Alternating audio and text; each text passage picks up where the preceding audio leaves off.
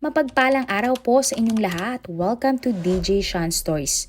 Turn on your notification bell, like and subscribe para sa crime stories araw-araw. Ang mabigyan ng oportunidad na makapagtrabaho abroad ay hindi ganun kadali. Marami nga sa mga Pinoy ang inaasam-asam na makapunta sa ibang bansa para subukan na magkaroon ng marangyang buhay. Sa ating ang storya ngayon, kilalanin natin ang dalawang Pilipina na nagkaroon ng pagkakataon para sa mas magandang kinabukasan sa Amerika at Canada. Subalit dahil sa mga sarili nilang interes, nasira ang reputasyon at pangalan nila, hindi lamang sa Pilipinas kundi sa buong mundo. Para nga simulan ang ating storya ngayon, kilalanin natin ang Pinay na kinilala lamang bilang Jane, 34 years old. Si Jane ay isang registered nurse at naninirahan noon sa Santa Clarita, California. Hindi nga naging madali ang biyahe ni Jane papunta sa Amerika. Marami siyang pinagdaanan sa buhay at sinakripisyo para sa kanyang mga pangarap. Ayon sa mga public court documents, naninirahan si Jane sa isang multi-generational household kasama ang kanyang mga magulang at ibang mga kamag-anak. Nagtrabaho nga ang Pinay sa isang top-rank academic health system na nasa South California. Matapos makapag-adjust sa California, unti-unti nang nagkaroon ng balanse ang buhay ni Jane. Nagkaroon na siya ng oras para mamasyal sa magagandang lugar at syempre para mag-shopping. Mahilig ngang mamili ng mga branded na damit, bag at iba pang bagay ang Pinay na si Jane. Kalaunan nga halos lahat ng 6 na kapatid ni Jane ay nakarating na sa Amerika. Napakasaya nga ng buong pamilya sa tuwing may okasyon sa kanilang tahanan. Sama-sama ang lahat na nagsasalo-salo sa hapagkainan, nagtatawanan at nagkakasiyahan.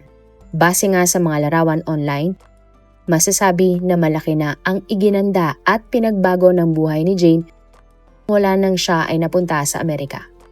At lalo pa ngang umangat ang buhay ng Pinay nang itinayo na niya ang 2 hospice o hospisyo. Ang mga ito ay tinatawag na Healing Hands Hospice na base sa Chatsworth at Los Angeles area. Ang hospice ay isang institusyon na nagbibigay ng espesyal na pangangalaga lalo na sa medikal para sa mga individual na may nakamamatay na sakit. Layunin nilang pagaanin ang buhay ng taong may sakit kaysa gamutin ang malalang sakit na meron sila. Hindi nagtagal isang lalaki ang nakilala ni Jane na kanyang inibig. May 27, 2025, makikita pa si Jane na masayang nag-e-enjoy para sa kanyang 3-day bridal shower party. Subalit hindi na natapos pa ni Jane ang 3 araw na selebrasyon. Dahil noong May 28, 2025, pinasok ng the Federal Bureau of Investigation o FBI ang bahay ng Pinay. At paglabas nga ng mga kawani ng FBI, bit-bit na nila si Jane na nakaposas. Nakuha din ng mga FBI agent ang cellphone, laptop at iba pang dokumento ni Jane. Na-recover din ng mga pulis sa ilalim ng kama ni Jane ang pera na nagkakahalaga na 4.6 million pesos. Gulat na gulat nga ang lahat kung bakit biglang inaresto ang nurse na si Jane. Palaisipan sa mga kaibigan o kakilala ng Pinay kung ano ang napakabigat na krimen na ginawa ni Jane dahil mismong FBI agents ang umaresto sa kanya. Nabigyan nga ng linaw ang lahat nang lumabas ang balita at official public documents hinggil sa kaso ng nurse na si Jane. Ang Pinay na si Jane ay kinusuhan ng 6-count healthcare fraud at aggravated identity theft. Ang kaso laban sa nurse ay nagsimula nga ng September 2023. Isang service coordinator ng isang retirement residence ang nag-report sa FBI na ang representative ng Humane Love at Healing Hands na kumpanyang pag-aari ni Jane ay nagdo-door-to-door daw ng 10 oras ng gabi. Inuuto daw ng representative ang mga residente ng retirement residence para makuha ang kanilang Medicare information at pinapasok sila sa hospice kahit hindi naman nakamamatay ang sakit ng mga residente. Walang pasabi at bigla na lamang dumadating ang mga representative ng Humane Love at Healing Hands sa mga retirement residents. Ang Pinay na si Jane mismo ang isa sa mga nag-i-interview sa mga matatanda at nililing lang umano ng Pinay ang mga ito para makuha ang kanilang impormasyon. Sinasabi daw ni Jane sa kanila na i-enroll sila nito sa isang benepisyo. Ang Medicare ay isang health insurance program sa mga individual na 65 years old pataas na may end-stage renal disease, mga batang may disabilities at mga taong may ALS o progressive neurodegenerative disease. Ang institusyon na ito ang nagbibigay ng halos 100% ng mga gastos ng individual para sa kanilang benepisyo, serbisyo at mga kagamitan. Ayon sa FBI, si Jane bilang may-ari nga ng Healing Hands at Humane Love ay nagsasubmit ng mga peking claim sa Medicare. Naglilista siya ng mahigit 100 na pasyente na hindi naman talaga namatay o hindi naman kailangan ng hospice care para lamang makasingil ng pera sa Medicare o sa gobyerno ng Amerika. Tinatayang umabot nga ng 151 million pesos mula sa Medicare ang nakalumbat ng Pinay na si Jane. Pero tanong nga ng FBI, kung talagang hindi malala ang sakit ng mga matatandang ine-enroll ni Jane sa hospisyo, bakit inaprobahan ito ng Medicare? Dito na nga sinimula ng FBI ang investigasyon tungkol sa posibleng medical fraud scheme. At natunto nila ang isang opisina. Ang building na ito nagsisilbing address ng 20 magkakaibang care provider, kabilang na nga ang 2 kumpanya ni Jane. Malinaw na may maling nangyayari dahil bakit iisa lamang ang ginagamit na address ng mga kumpanya na ito ngayong hindi naman malaki ang building. In-interview din ng FBI ang mga residente sa mga retirement homes at sinabi ngang nagulat na lamang sila na naka-enroll na sila sa isang hospisyo kahit hindi naman malala ang kanilang sakit o yung iba ay wala nga sakit. Nalaman daw nilang naka-enroll na sila sa hospisyo dahil may ipinapadala sa kanilang mga gamot, wheelchair at binibisita sila ng isang nurse. Natunto naman ng FBI ang doktor na pumipirma sa dokumentong pinapakita ni Jane kaya siya nakakakuha ng pera mula sa Medicare. Git ng doktor, mahigit 100 pasyente nga sa listahan ng Jane, 4 lamang ang totoong pinayagan niya na ipasok sa hospisyo. Ibig sabihin lamang nito maaaring pineke ni Jane ang pirma ng doktor para makalusot sa Medicare. Sa madaling salita, nakuha nga ni Mary Jane ang pera mula sa Medicare sa pamamagitan ng paggawa ng mga ghost patients at peking mga dokumento. Kapag na-approve nga ang mga peking claim na gawa ni Jane, ang bayad mula sa gobyerno ay direkteng dinideposito ng Medicare sa mga bank account na kontrolado ni Jane sa ilalim ng kanyang mga kumpanya. Nadiskubre pa ng FBI na habang tumatanggap si Jane ng milyong-milyong pera mula sa Medicare, nagtatrabaho pa rin siya ng full-time bilang nurse sa isang kumpanya. Kaya teorya ng mga pulis, imposible na personal na inaalaga ni Jane ang mga pasyente para masabi na may malalang sakit ang pasyente na ine-enroll niya sa hospisyo. Ayon nga sa FBI, ang scam na ginawa ni Jane ay nangyari simula 2023 hanggang 2025. Hindi naman nasabi kung ilang araw o linggo nang nakakulong si Jane. Pero ayon sa public court documents, matapos siyang arestuhin ng May 2025, pinayagan si Jane ng korte na makalaya habang dinidinig ang kaso sa ilalim ng mga kondisyon. Si Jane ay obligadong magsuot ng GPS monitoring device upang masubaybayan ng mga otoridad ang kanyang lokasyon at bawal siyang umalis ng Amerika o lumabas sa itinakdang lugar ng korte. Sinurrender din ng Pinay ang kanyang passport at ilang dokumento upang hindi siya makaalis ng Amerika. At ng June 2025, umili nga ang kampo ng Pinay na si Jane na payagan siya kanyang kasal na gagawin dapat sa Italy ng July 2025. Ngunit tinanggihan ng korte ang hiling ni Jane dahil sa panganib na baka hindi na siya bumalik pa sa Amerika o yung tinatawag na flight risk. Bukod sa GPS, may mga itinakda din limitasyon kay Jane sa pag-alis ng bahay o pagbisita sa mga partikular na lugar habang hinihintay nga ang kanyang trial sa korte ngayong 2026. Kung mapatunay nga ang Pinay nurse na si Jane na guilty sa healthcare fraud at aggravated identity theft, maaari siyang hatulan ng 18 taong pagkakakulong at pagbayarin nga ng 14 million pesos. Sa ilalim ng batas, si Jane ay itinuturing na presumed innocent o walang sala hanggat hindi naglalabas na pinal na desisyon ang korte. Para naman sa ating pangalawang kwento, ito ay tungkol sa malaking travel scam sa Canada at Pilipinas na kinasasangkutan nga ng isang Pinay na kilala lamang bilang Camille, 33 years old. Si Camille ay nagtapos ng kursong Bachelor of Science in Nursing sa Northwest University sa Ilocos Norte. Ang asawa naman ni Camille ay tawagin na lang nating Edwin. Mataas nga ang pangarap na mag-asawa kaya naman nagsikap sila upang makarating sa Canada kung saan nagkaroon sila ng maayos na trabaho. Ang pakilala nga ni Camille, siya ay isang nurse. Ngunit ang totoo, ang Pinay ay isa lamang healthcare aide o personal support worker sa Peter Loghill Hospital. Sa social media nga ni Camille, siya at ang kanyang asawa ay mahilig mamasyal sa iba't ibang bansa. Masasabi nga na maganda ang takbo ng buhay ng mag-asawa sa Canada at unti-unti na nga nilang naabot ang kanilang mga pangarap. Subalit sa likod ng karangyaan sa buhay na idinidisplay ng mag-asawa na ito sa social media, galing pala sa scam ang lahat ng kanilang kita. Nito lamang January 27, 2026, sinalakay nga ng Calgary Police Service ang bahay ni Camille at Edwin upang arestuhin ang mag-asawa. Ang mga kaso nga na isinampa kay Camille at Edwin ay fraud, over 5,000 Canadian dollars o panloloko para sa malalaking halaga ng pera, use of forged document o paggamit ng peking dokumento, o resibo at laundering proceeds of crime, paglilinis ng perang galing sa krimen. Ito ay matapos madiskubri na sina Camille at Edwin ay utak sa mahabang lista ng travel scam. Nagawa ni Camille ang lahat sa pamamagitan ng negosyo niyang InTravel PH. Base sa court documents taong 2023, nagsimula ang lahat.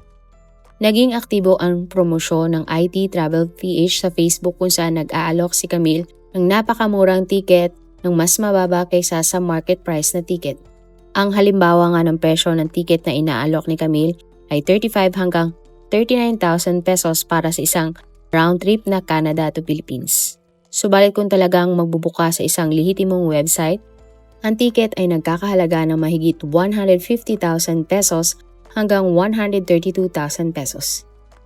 At dahil nga sa napakamura ng ticket na inaalok ni Camille, marami ang nainganyo na mag-book sa kumpanya ng ginang.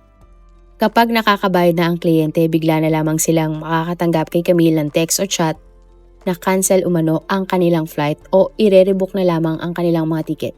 Sa una, nagagawa naman ni Camille na i-refund ang mga binabayad ng kanilang mga kliyente.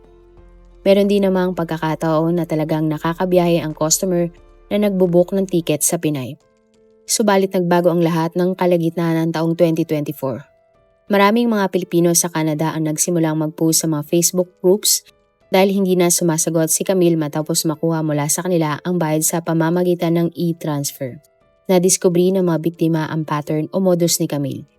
Sasabihin ng Pinay na kailangan daw magbayad ng kliyente, kaya naman kailangan nilang magdagdag ng 10 to 20,000 pesos para ma-confirm ang kanilang mga flight. Pero pagkatapos magbayad ng mga customer, hindi na ulit magre-reply pa si Camille. Mababasa nga sa mga comment ng post na talagang madami nang nabiktima sina Camille at Edwin. Taong 2025 nang umabot na nga ng 70 katao ang nagrereklamo sa Calgary Police hinggil sa scam ng Pinay at sa asawa nito. Kaya naman dito na nagsimula ang mga pulis sa isang investigasyon. At hindi lamang pala taga-Canada ang nabibiktima ni Camille kundi maging ang mga kababayan nating nandito sa Pilipinas. Sa Pilipinas, nag-issue nga ng subpoena ang NBI sa address ni Camille sa Pilipinas matapos siyang ireklamo ng mga local travel agency. Ayon sa mga balita, nagreklamo ang mga travel agents na hindi sila nabayaran ni Camille. Kahit wala naman silang kasalanan sa kanilang ginawa. Nagagalit ang mga naging customer nila dahil hindi nila ma-release ang ticket ng mga ito. Katwiran ng mga travel agents na ito, hindi naman kasi sila nabayaran ng kumpanya ni Camille. Ayon naman sa investigasyon, ginagamit ni Camille ang kanyang pagiging bahagi ng komunidad at pagpapakilala bilang isang healthcare professional para makuha ang tiwala ng mga kapwa niya Pilipino. Para din magmukha siyang legit, ipinapakita ni Camille sa mga kliyente niya ang mga ebidensyang may mga bumili na sa kanya ng tiket na nakakalipad na papuntang Canada. Ngunit ang katotohanan, ginagamit niya ang pambayad sa mga tickets na iyon ay galing na sa pera ng mga bago niyang biktima o mas kilala bilang Ponzi scheme. September 2025 nang lumabas ang balita hinggil sa mga reklamo kay Camille tungkol sa Peking Vacation Package na kanyang inaalok. Ayon sa mga nagrereklamo, nakilala lamang nila online si Camille at tanging expired na driver's license umano ang hawak nila laban sa Pinay. Hilingan ng mga biktima maibalik ang pera na ibinayad nila para sa masaya sanang bakasyon na hindi na mangyayari pa. Ayon sa isang biktima, halos manghina at nabawasan ang kanyang timbang dahil sa stress na idinulot ni Camille sa kanya. Sinabi pa ng biktima na talagang naengganyo sila sa ticket all-in package na alok ni Camille. Sa halaga kasi na 50,000 pesos kada tao, makakapag-enjoy na sila sa Vancouver ng halos 5 araw. Ang biktima at 11 niyang kaibigan ay nakapaghanda na nga noon para sa kanilang bakasyon. Pero hindi sila natuloy dahil bigla na lamang umanong nag-text si Camille na canceled ang kanilang flight. Ayon naman sa isa pang biktima, halos wala pa sa kalahati ng totoong presyo ng ticket at accommodation ang binayaran nila kay Camille. Natuloy naman ang kanilang bakasyong magkakaibigan. At plano nga daw nilang magkakaibigan na magbakasyon sa pamamagitan ng cruise, kaya nag-book ulit sila kay Camille. Pero sa pangalawang pagkakataon, hindi na nangyari pa ang bakasyon na ito. Ayon sa biktima, nagtiwala sila muli kay Camille dahil nakaalis naman sila nung una. Ayon naman sa isa pang biktima na nakaalis gamit ang biniling ticket kay Camille, nakapit patalim daw siya sa Pinay dahil sobrang mahal ang ticket sa ibang website.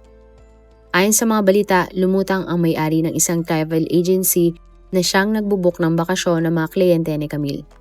Pero ayon sa babae, ng July 2025, pumalya na si Camille sa pagbabayad sa kanila. Nakausap ng may-ari ang mga kliyente ni Camille at dito na niya nalaman na nakapagbayad naman pala ang mga ito kay Camille, subalit hindi pinasa ng Pinay ang pera sa travel agency. Bukod doon, may utang pa daw si Camille sa kanyang mga kliyente. Sinubukan namang hinga ng panig ng news company si Camille hinggil sa mga reklamo laban sa kanya. Ayon nga sa text ng Pinay ng August 2025, handa siyang magbigay ng in-person interview para lilisin ang kanyang pangalan. Pero isang araw bago ang interview, nag-text si Camille at sinabing hindi siya makakarating sa interview dahil sa mga natatanggap niya ng death threats o banta sa kanyang buhay. Maging ang abogado ni Camille ay hindi na sumipot sa napagkasundang interview. Sa kabuuan, 17.9 million pesos ang na-scam ng Pinay na si Camille sa kanyang mga biktima. Naaresto man si Camille at ang kanyang mister na si Edwin, pinayagan sila ng Canada na pansamantalang makalaya. Tulad ng karaniwang proseso sa Canada para sa mga non-violent financial crimes, pinayagan sina Camille at Edwin na mag-apply para sa judicial interim release o makapagpiyansa. Sila ay pinalaya habang nakabinbin ang kaso, ngunit may mahigpit na kondisyon. Bawal silang lumabas ng Alberta o Canada at kinumpiska ang kanilang mga passport.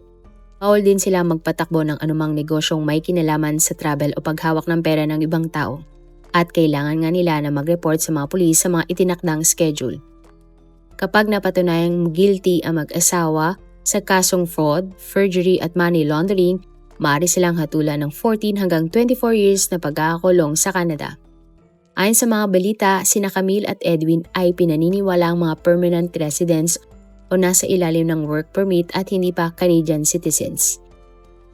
Bukod sa pagkakakulong, kung hindi Canadian citizen ang mag-asawang Pinoy, otomatikong nawawala ang kanilang karapatang manatili sa Canada. Marami pong salamat sa inyong panonood. Meron ba kayong mga kwento na gusto nyong i-share sa ating mga manonood? O kung may personal po kayong kwento na gusto nyong i-feature sa ating channel, i-comment down below nyo lang ang inyong mga suggestions. Para naman po sa dagdag kalaman, i-subscribe nyo din po at i-follow ang ating iba pang YouTube channel katulad ng Tagalog Facts and Mysteries by DJ Sean at Manila Boy Wonder Philippines. Marami pong salamat sa pagsuporta nyo sa aming mga channel. God bless everyone!